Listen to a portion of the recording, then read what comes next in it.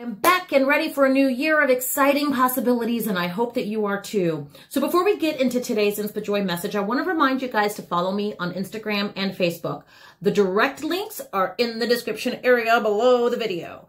If you want to stay up to date with my latest videos, please be sure that you also subscribe to my YouTube channel right now. So, I don't know about you, but my year has started off a little crazy. It's been a little interesting. Even before the new year came, I was facing some challenges with work and home and, all of the little different pieces that just kind of go a little nuts. I'm sure that many of you can relate. So, for example, this week alone, I get up on Monday morning ready to tackle my day with stuff that I have to do around the house, and I actually had some work to do from home, and halfway through my day, the fridge in our garage decided it wasn't going to work. It just stopped working.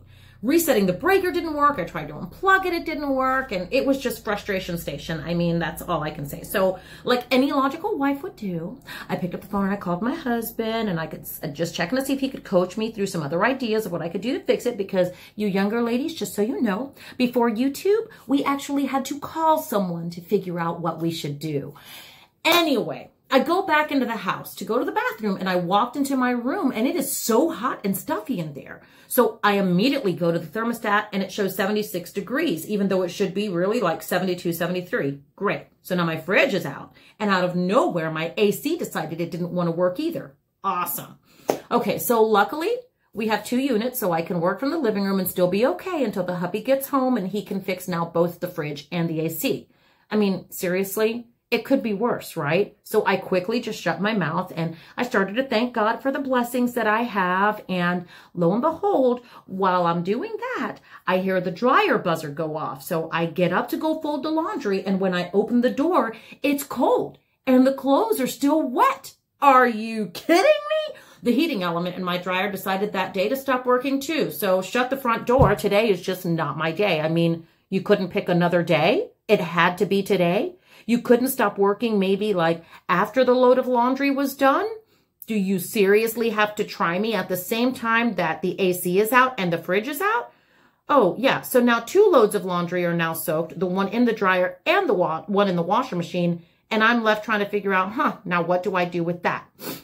So the only issue at this point is that now it's later in the day and the hubby is coming home. So let's just wait it out then. Okay, we'll have dinner tomorrow. Tomorrow I will go to the laundromat and redo the laundry that was left, that was wet, and do it then. Okay, so you guys, I have not been to a laundromat in years, which put me into a little bit of a freak out moment. And I know, it's silly to freak out over the laundromat because people do it every day. So what the heck is wrong with me? Now, I don't know about you, but can you please tell me, am I the only one who can analyze the heck out of going to a laundromat? No? Awesome. Thank you for helping me know that I am not alone in this. Seriously, my mind was going about 100 miles an hour thinking, haven't been to the laundromat in years. How do laundromats operate these days anyway? Do I still bring a roll of quarters for the machine? Or maybe by now, all I have to do is do the tap and the debit card instead. Do I still bring detergent and stuff, or do they supply that? Do I carry clothes in a basket or in a bag? Wait, are there people that will actually take my laundry for me and then I have to pay them extra money for them to do the laundry for me? Or maybe when I get there, I actually have to go get one of those cart things from the inside, put my stuff in it and roll it inside. Or is that even allowed? Is it allowed? Wait, do they even have those carts anymore? I mean, seriously, I finally had to put the brakes on in my head. I took a deep breath and thought to myself, it's just a freaking laundromat.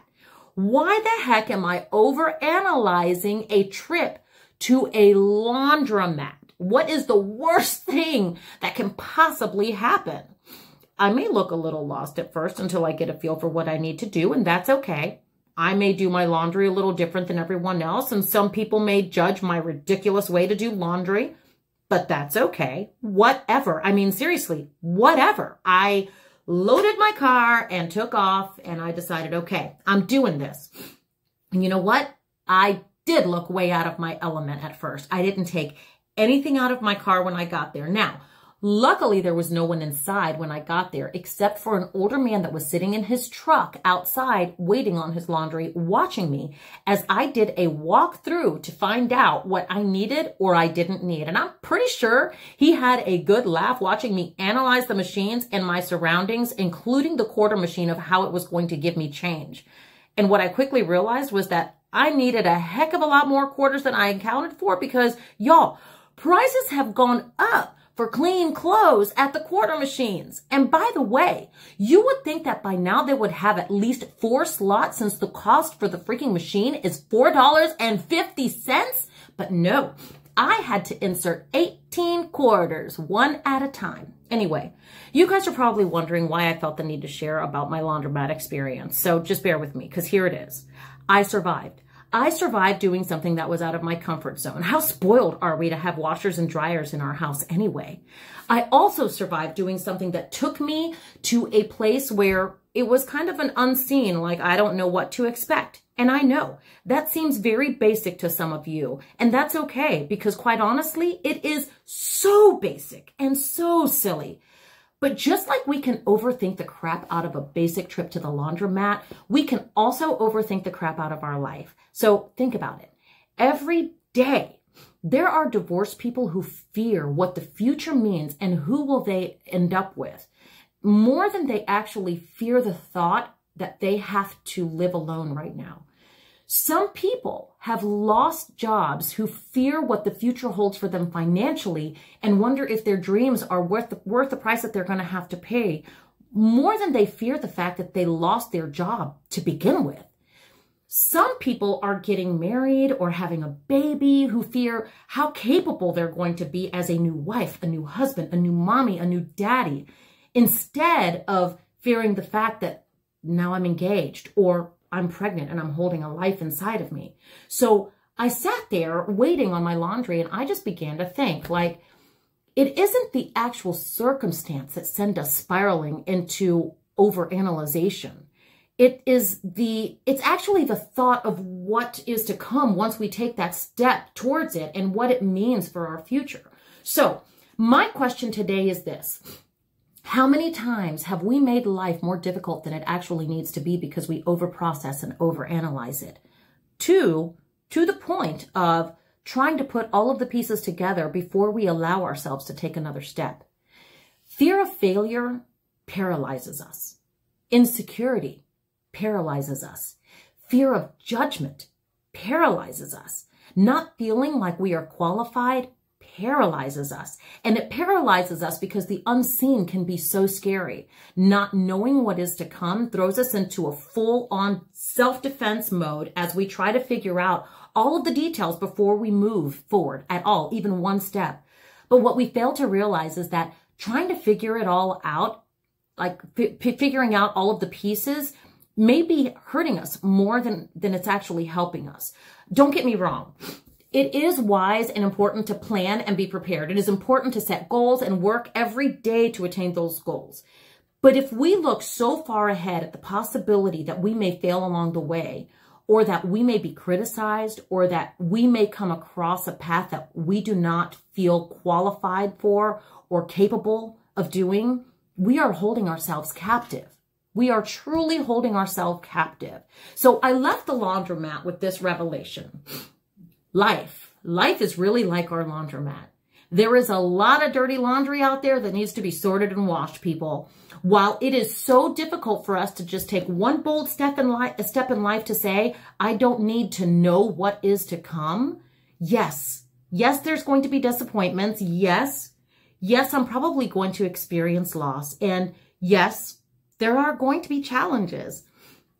Yes, things are going to be derailed from time to time. But right now, all I need to do is just take one step of faith in my life and align my decisions and plans with God's purpose and vision for my life. All I need to do is pray for those things that they mention in Proverbs, right? Wisdom, knowledge, understanding, insight. And then we listen to what God says. All I need to do is align myself with who God says I am and what his plan is for my life.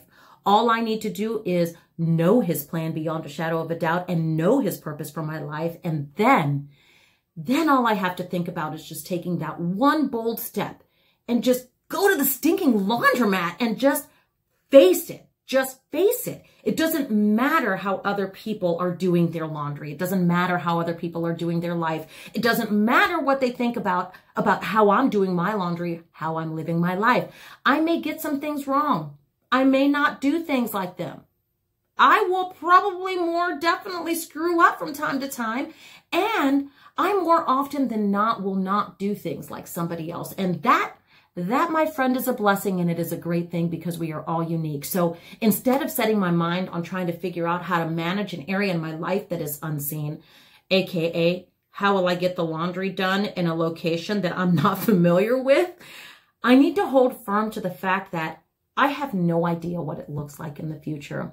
But one thing I do know is, like it says in Philippians, I run with passion into his abundance so that I may reach the purpose that Jesus has called me to fulfill and wants me to discover for myself. Don't try to figure it all out. We're not supposed to figure it all out, but don't sell yourself short and don't get ahead of yourself. Just go to the freaking laundromat. And when you do, you will start to figure out what you need to do for every step along the way in your journey. I love you guys. Please be sure to share this video on your social media. Have an inspa-joyful day. And as always, do not forget to be an inspa-joy for someone else every day. God bless you guys. Love you. Bye.